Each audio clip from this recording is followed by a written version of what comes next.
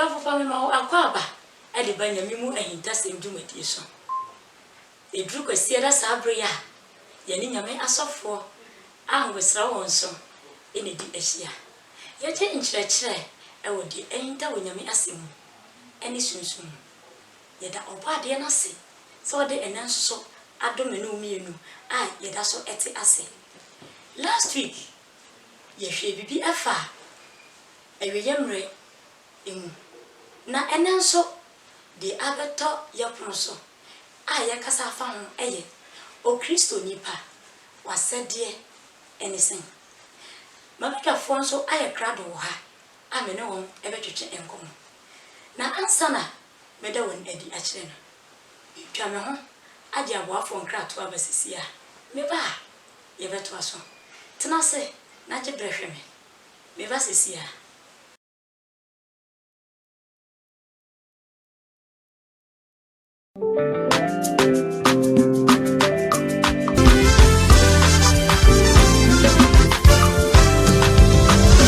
I believe, abundantly. Odofo who show me what Alexis Coastal, and I'm Ben. I will power we never do Alexis Coastal. There be ha. You walk a cocoa ding, a cocoa memory. Add Donna friend of Adam Pom. You walk fish, a waha. You want tin a waha. The science of tongue to see at a waha. The young manager Granny said, Oba Alexis Coastal Sawo Bekanama. Oba Moton ye Joe of Fesso. Just say you mutsi ankasa. Oba sa won kwai mu ebeyeda. Any and now. So we piani ebeyeda. Any and now. Obi biara emra Alexis Coastal emetona. In Daniel Okudonina, many manager no Alexis Coastal.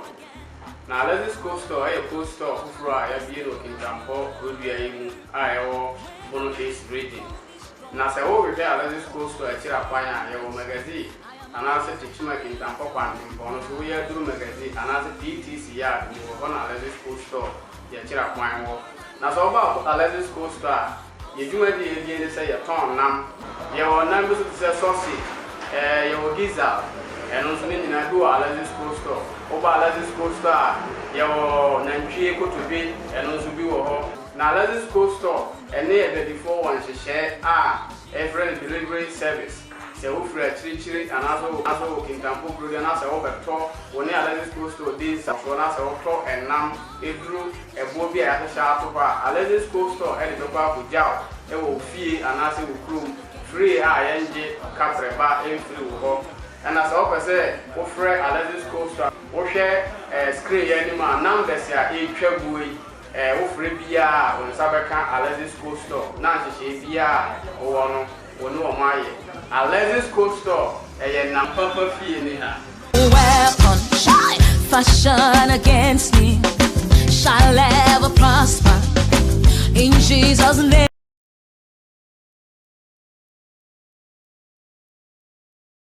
Beside my aqua baby, said the Bidika Ekayano, Yamimu and Tassim Juma Diesel, and a yedri. Yanyame aso for ewe in Temuha. What be when you may ask him, I know, ever treating and come. Men chair home, no coming upon one,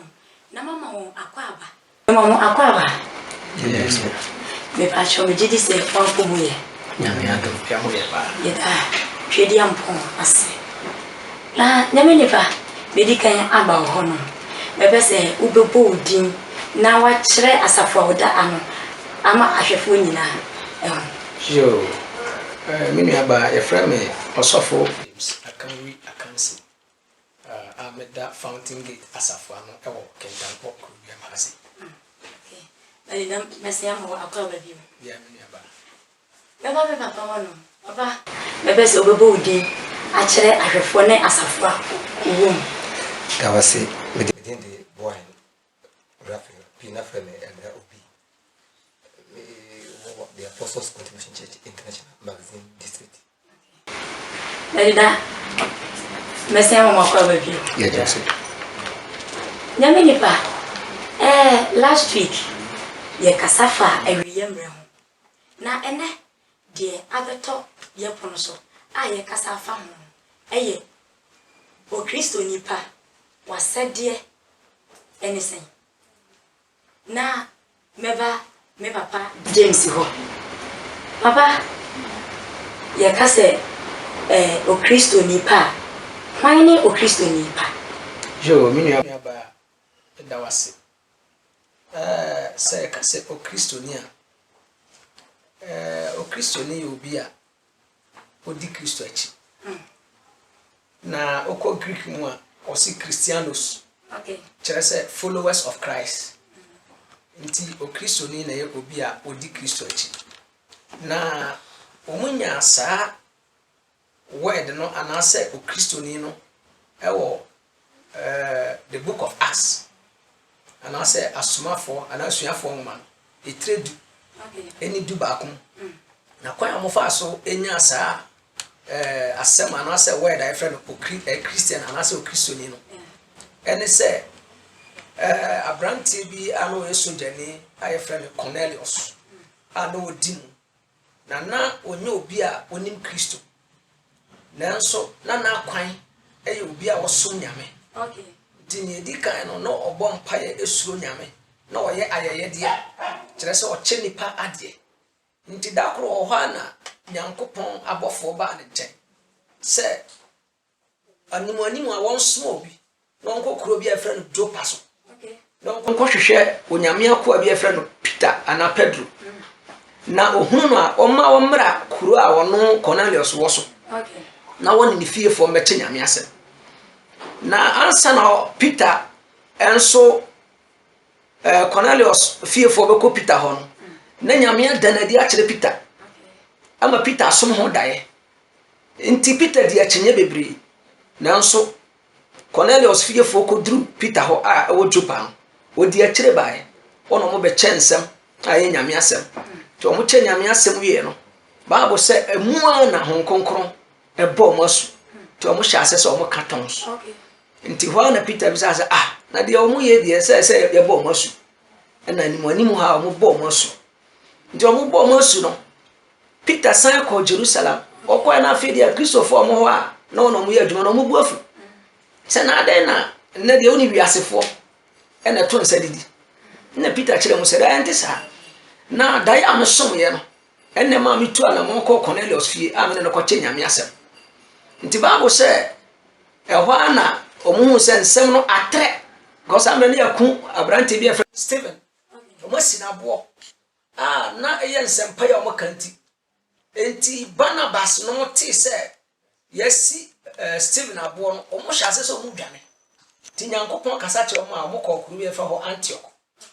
nti omo kwa so omo hya Paul so nti omo che nyame asem afe baako omo ko fie no omo ko che nsem na nti Bible say niya na omo ye no nsem na omo keka no anamo na omo tuo no enne ma ye ma omo din a Kristofo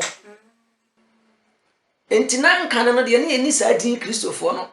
na from Nazarene for because na Jesus free Nazarene okay nti udi Yesu a che free asu Nazarene ni but omo sha asese omo che nyame asem omo nante te se Kristo no ena omo nya sa din no o Kristo ni anase a Kristofo nti se minu aba obi samia kakra metimi aka se o Kristo ni no daddy menda wasipa mebese obeto ade me papa James e kan ye no so amaye yo meda wasi se dia ye papa esi e kan ye no o Kristo ni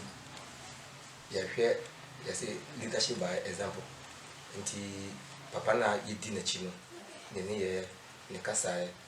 ne ntade chi ne ahodasim ena na gidifo no omo hweso na omo nante omo di akiri nti omo se Kristo ni nti sede na Yesu si ba wiase na brabo ne kasa yemu ne bibia mu na fi na suafo nso di akiri omo ahodase nyina mu na papa di kan enkan no no sa ne ma no hwese do Kristo ni eni papa mami misao bra na Yesu Kristo emba ya omunnu endi na chi na hefo na omosomo na omosom onyankopon o hwe John the boy Yesu ni ma ye no ho dawu nti Yesu ma yende na yini bibia ye fe no Kristofo na yini sa wo wedding no Okay. na mom Yesu ba ye no ne kyerɛkyerɛ ne anamuntu a na gidifo no di akyiri fa so kasa ebre wo mo ase na yinya saje nti na Yesu e ma ye de na ye from nyamasonfo na Jewfo Okay. na sa di na eda omoso sa Ele meda wase pa na awusiafo said yen komo twetwe na ekɔ in fact ene efie ha be ye de pa na ansa na ye beto aso aboafo bi ene so yasene ema dwumadie abene abre etumi ba wa kwan ema wunya bi hwe aboafo no ebi ne Alexis Coastal se enam kwa na wo pedia na me kanfo Alexis Coastal ma oba yen aso ya ye dwumadie ye dia eye enam se eye akokɔ dindi anase mremre Simon ena wo pe anase na ntwie kotodwe ne nyina bi uba ye na so ya ubenya bi ewo ato na aniji sema ewo mu ni se wo pe baako ena ato ede akoto wo nkwan mu a uba ye na so ya ubenya bi ato na wo pe dodo so ena atu ede akoso a eno so ye bi ewo ho no afen so ye delivery service se wo to no dodo ena de akọ krofufro so a ye wo ka wo hono ma e de bekwa kogya abra enje wo kapre bakra ti me kanfo Alexis Coastal am na wo hwehwe ye na akira kwan a eye kentampo bunu east eye techima kwantimpon no so hono ma udru magazine BTC yard mu hono ma eho ene ye akira kwan wo na me san akanfo the owner mineral water am medafo say ye ajie wedding ana engagement ena oye birthday party na se uhia ensuo nko ade a na eye de ona mineral water ena mekanfo ama baby a ye ensuo in fact e hot pa ensuo eye nkwa unum ensuo na wandidi krampo a unya ahodene se wo hwehwe ye na akira kwan a uduro kentampo bunu east eye magazine Merikisi Junction na ubisa obi a odo ebeko de ona mineral water Yansan emra me papa moso na yentwetwe yenkomo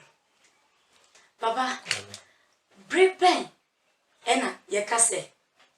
nipa we eye Kristo ni pa brea yekase obi aye Kristo ni pa eye bra wafa Yesu Kristo aye ne kra ni najinkwa nti ohwe unyanyamya asem ewo uruma forma itia eyidu chimwa ya enkono ekusi duna wase na akoma na wode gidi na ano na wode pem kan ko enkwanchi nti kopem se obi ebe cancer me na wode na koma beji adino onanyi meye Kristo ni na papa wadaro mama membi sa obibi ebetumi abase obi wo no ma se de udi kan eka ye se bra nipa no ebe Kristo nipa ye time wafa Yesu Kristo se ne kra na najemfa na obi betumi afa Yesu Kristo se ne kra na najemfa anso na wonye Kristo nipa obi betumi apaimu aka se Yesu Kristo ye onyankopon ba na anso na ne yo ne na brabo ni nisuno enkyere se oye Kristo nipa na ye kase se obi ye Kristo ni a na oni akro no wode na koma agye di se Yesu ye onyankopon ba na onyankopon so asoma na se omeche ni mai emfiri bonimu na ansa na winners be nyakoso gise wo de wakoma agye di na wo de wano apam aka because wano na wo de pam ka ko enkwachi ni nti se wo mfa wano pam kan ko se Yesu Kristo eye onyankopon na fa wakoma agye ni ya wonti meye o Kristo ni mane enyi se wo mfa wakoma na unipadua nyina endi de wo ye na chi a ese untumi enye Kristo ni papa medofo said ye nyame enkrofo eda ensem na di ekire no se wo fie na sa abre wo hwe ya na se wo hwe na se wo niema bi ensem fata se Kristo ni pa free sa abre ya ekwe e wo se wo toto wo niema said ye se Kristo ni pa me papa James hono papa ebe se obetua de me papa obi kan ye no so amame jo se ka se obi ye Kristo ni pa na obi a oso nyame a edimu a chese obi a brofo kasa wo kasa wa born again okay se ode ne ho ama Kristo ana wafa Kristo se ne kra ajenkwa You can Romans 3:23. I say for all have sinned and come short of the glory of God. I see na ebony. And I'm saying nyame ni munyam aboye. We say kan 2 Corinthians chapter 5 verse 17. Was in a sober Christo mu a nyama dada ni nyina ye. Etwem. Afi wa be abode foforo. Enti se onye Christo ni a one ye nko. Wo be Christo ni nso a one ye enko. Baba. Ntwa wa no. Obi wo ho no ma ofre no ho Christian nipa na say Christo ni. Nanso odura Sunday ma ne ye ni different. Obedru fia e different. Enti say e basa na oye Christo nipa na say onye Christo nipa. Ne tia ne say ne wada kuma mo no. Wo hunu. If you say sofo kan say opa mo kan na say wura wa kuma mo. Enti nyame de ohwa akoma. Ne ye no bi ohwa enokore sabe obehunu obi ne ntade hyem. Bia na enye Kristo ni ntade hyem. Nanso obi a okonyame anim a wotene ewo nyame anim. Ena obi nso ohwa ne ntade hyem kama. Nanso bi obekonyame anim no na wotene ewo nyame anim. Enti untimi mfa niema bi emu obi aten anase obi beka se obejaage na se oye Kristo nipa na se onye Kristo nipa. But se udi nyame asem so wodo ho ama Kristo wa jabone ye wonne ye a wo area ho no se bi mfa se area meti nkane na mewi nsa ana me obi a me bra bi na ensem fata Na se bia obo adwama me bo adwama nyame adom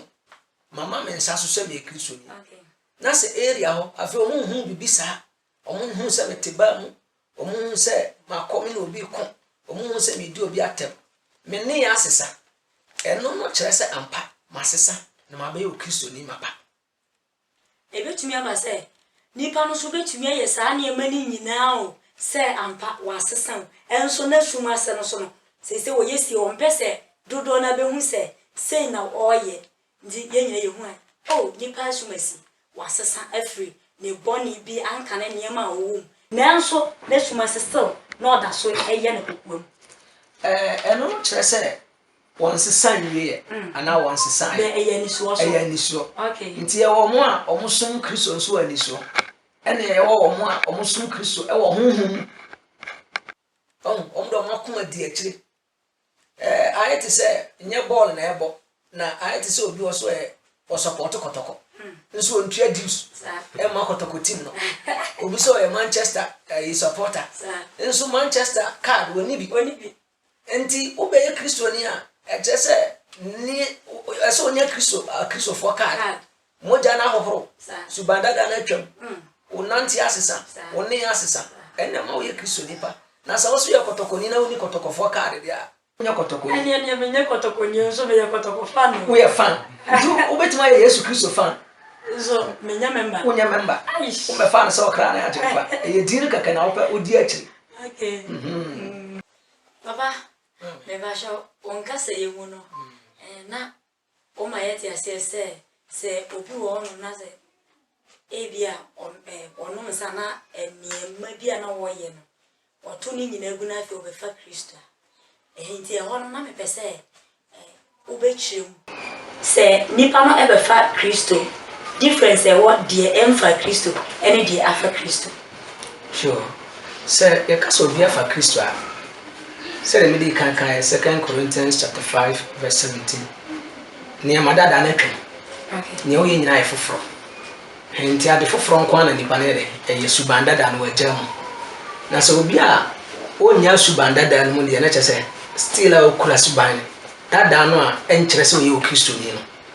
nti I think that's the only difference okay subanda da eni suban foforo okay Manifa kakra nka abadie John and I said you money as in part team is mensana used to catch the good say so ya wo obi foforo a won't mention kopon ayini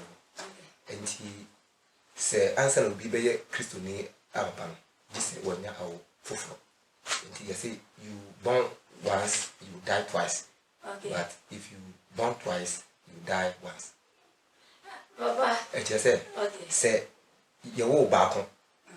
awo a eda homa obia say nyame afa ye ma no so a omode aba wiase ene ye awo a edikan nti se sa wo no ko na ya wo dia ane obewu asan awubi obi da ho na ye wo awo a ya wo for the man na nyame mu awo no so na second birth. Oh, okay. Nti se no je sa won san ka dia wontimi nye okiri idea ne okristo no. Nti na no ye born again. Born again. Okay. Nti wo se ya wo obi fofura wontimi hyene yakopon. I need to they can me papa e kai ho a First Corinthians 5:17 no say ya wo se obi ba dan de kristo mu a na waye abode dan de foforo. Okay. Na dan na atwa. Okay. Ti se na ma dan e da so wo ho de a na se wontimi hyene kristo ahenni no mani. Se obi ba kristo mu a na eniema dada na oye ne kane ni nyina atwam na waye abode foforo. Papa wadaroma se yeka kristo se yegusu a yeka kristo ho asemi edian enema yehu se nipa we eye kristo ni jo me da asemi nuaba ye won ye bebre wo ho a ebe kire se obi ye kristo ni if you say yesu kristo a yedi na chi no ono ne woye no ne ye hweso aye enti se yantimi anya ne kristo ye no na ye ade foforo bia na se ya kristo for dia na ne se ne ye kan enye no kore into kan John chapter 6 verse 1 to 10 okay. Bible say yesu na wo ye crusade na edom betwa ho hia na ohwese ye dom na atwa ho hia na eduru ba bia wo kan sempa na wo se nkrofoi kom dio nti kom a dio mo na obisa na sua bon se na ebenya aduane ama nkrofo ya ba ko ka so ma ho se abofra bi kura abodu ene mpata bi wa ena yesu bisa na we beso ye o shede na bisa o enti omudidi nkomo na na o se ne ete sa dia mo mfamra to obompa yeguso abodu no eye bibiri mpata no so ye bibiri ena o ka cho mo se asuya for mo ntena ase to mo tena ase na o chema o na o diye aje sensenchere ni bi no sensenchere ni bi no aje se we obi a we compassionate okay tima nti unu ani bi na obi a ese o ma no ena se to ye kristo ni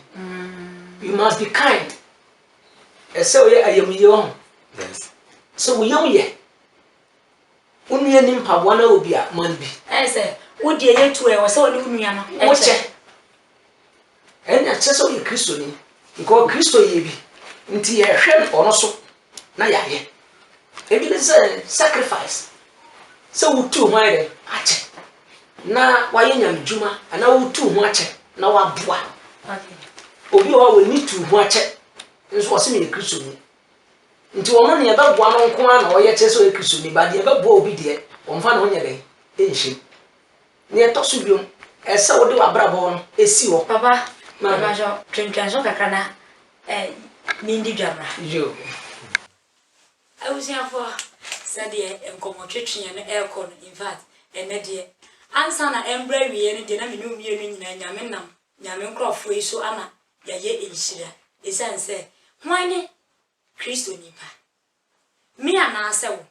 si enim se yenye kristo nipa dia e wo se free sabre yeko ye niema na ye kristo nipa sade dwumadi abre ne abre timi ba wa kwam abofo bi ena omoboa ye ma dwumadi timi ba wa kwam oma onya bi hwe ebi ne de ona minra wata pedofo se wo pensuo di adi wutuma bi ade a na me kanfo de ona minra wata ama say ye birthday party wedding engagement announce a funeral bi ena wo ye empo say a program bi ena o ya oba de ona minra wata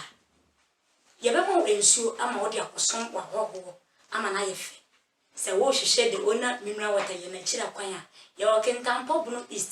udru mazina eye merikisi junction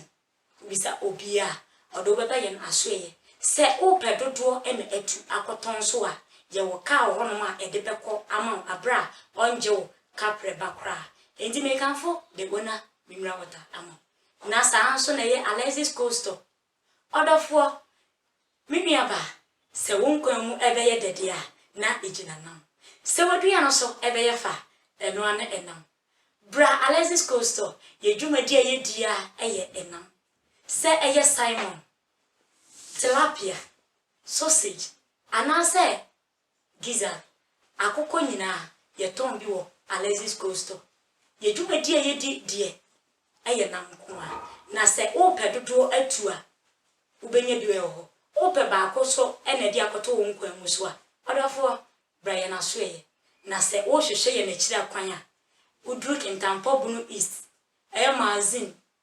PTC yard mu hono ma eho na ubehu ye me kanfo Alexis Coastal no Alexis Coastal na enam papa ahimfie na papa o kasa ena me ma jo jaso enti me pese obetoa so amame jo na me kire se Yesu ne ya se be ya Kristofo a sa na yesi edi so na me kire kwa Yesu o ma abodu ene mpata echema ne doma no mudi nati a o mudi ye na me kire se obi kom de na se oso ye de o ma ndi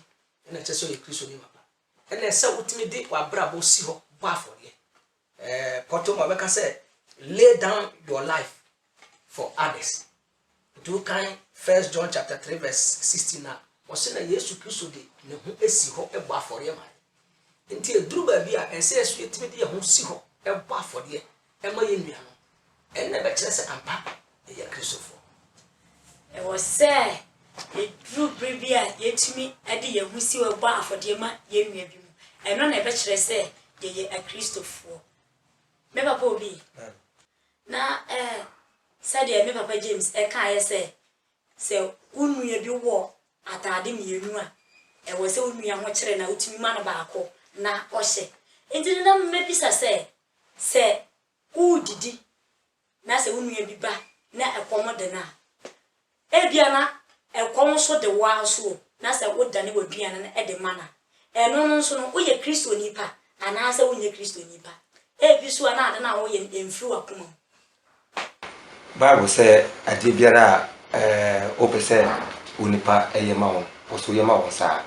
se dia yem papa de kan e kan se o hwe first creative my etia e dumia sana me kan ho o se odo ho se o se me de nipa ne abofo techirema me kasa na me ni do a me ti se yawa ergie ana akasa erwoso enti se ansa metime de mabiane ana matade ba ko ache obi na ewo se me wo odo enti se odo ni ade na oye mu na se wo ye opisu na se do amapa eni mu a Bible se ade am ye na eti se mafa akasa obuto di ma mafa akasa so say you are just making nice enti na ye hia odo odo ni ade ye mu a ensi babia se ba se odo ekata enfonso bebre so se wonu nua kra betima tena wo asum bi mu a je se odo no se odo ho a unu afom a utim bi chem odo ni ho a ade bia ni ho a ye be ya ede asum bi eba baba wadaroma odo no bia na obi wo fia o hwe ye odo na ka bia na dwenu mu aye ni bebre Kristo mu do ana den edo na wo kasa afam ye ka do se tima okay se owo tima ye ka se obi wodo a eye ade tima a wo ma unia nti ba se odo ekata enfonso bibiri so nti ba se de ya Onyankopon odo bi asini se ode ne ba owo no krono ma ye no biara odi design no nya dan nti se de Onyankopon odo mi na odo wo ne se ode Yesu amaye nti ya so de na yesu ye bede na de a che ye mi ase ye de ye do mi na ba se ye de nipa ne abofo ye kasa ye preach ye tondom ye wi na se ye nu do ye tifie entokwa akayo basabasa ya na was ba say ye se yawa ana se ankure hunu a ya se ya de ato ha kwa ye nice nti odo ya de a ehia kese ba baba ye bre no ya ye bre na mebisa se afutuo bi wo ho ye de be ma a Kristofo a ewo wiesi mu ha nyina afutuo a ye be ma Christopher will be in and say ye odo adi echire ankrankre said they are when I come to an already use Christo and mine. Especially odo adi chire yimian mfanse ne ya de COVID-19 abai ahokyere ba pii so ti nyame ayo adom na se obiti wonchen dia obiti dia obenu discuss ma ai pasa o emobi abrewi na wo se ya da odo adi echire yimian e de no Christus say you need do what ye mu na emphasis bi ni nyam so ma yeso no say ye ni do e wo de ye mu na ye say emphasis eni de ye no yeso no emu baba na yensema ye kan fa Kristo ni pa ho ni nyina no me pese wo be ka de atwa to kra a kire ahwefo yo say o hwamia okay, Revelation chapter 3 verse 15 was wotrobojo obi o ne nyam so no ono a wonyehe ono so a onyanyu Bible say e basa obefu ayre afiri nanu okay ntu be bohia bohie obo nyi so a yenyunu ose am kwa Kristo so nyankopon pe ntu obi amohye urade nhire matifo nyina amen baba baba obi wadaro ma se de ya bre ne ya ye brenti no ofana we odema ahwefo me se ma etwatoa me de ma ahwefo ene se obia nfa onyankopon yi obia nsum Yesu na yamfa ne ye kra ne ya jinkwa na yiwo chi no de babi abutin ese na wo se Kristo ensem na o kan ye ni nyina yamfa adwuma se ne be ya da kwa mabi yenye babi akotena Yamene pa madam asepa se me to mensa efrem na mo ba me ya twetwe enkom amana ayefe na ansa na ye be sori so no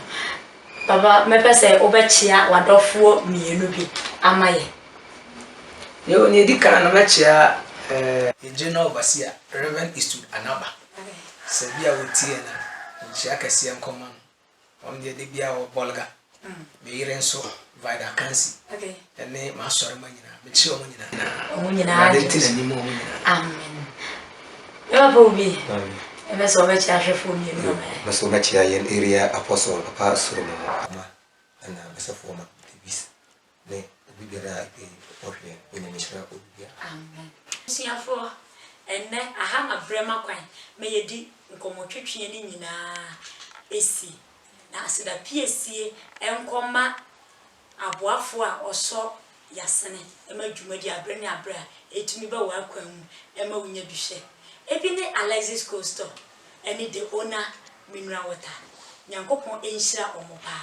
na wo hwese de me ho ayefe afeya na eye you baby makeover en asiesie mi ama me ho ayefe asida piesie so ensan koma cameraman crew ni nyina nyankopon enhyira omo nyina se watumi aboa ama dwumadi entise etumi aba wa komi ama wanya bi ahwe na me boss nso esinya chi wono so tachi Randolph enemy manager eye Emmanuel Aname marketing manager so Elisha nyangopon ehira ono so pa medofo dasene ya me de adom no dom ya ye besi ehia Kristo mu ehintase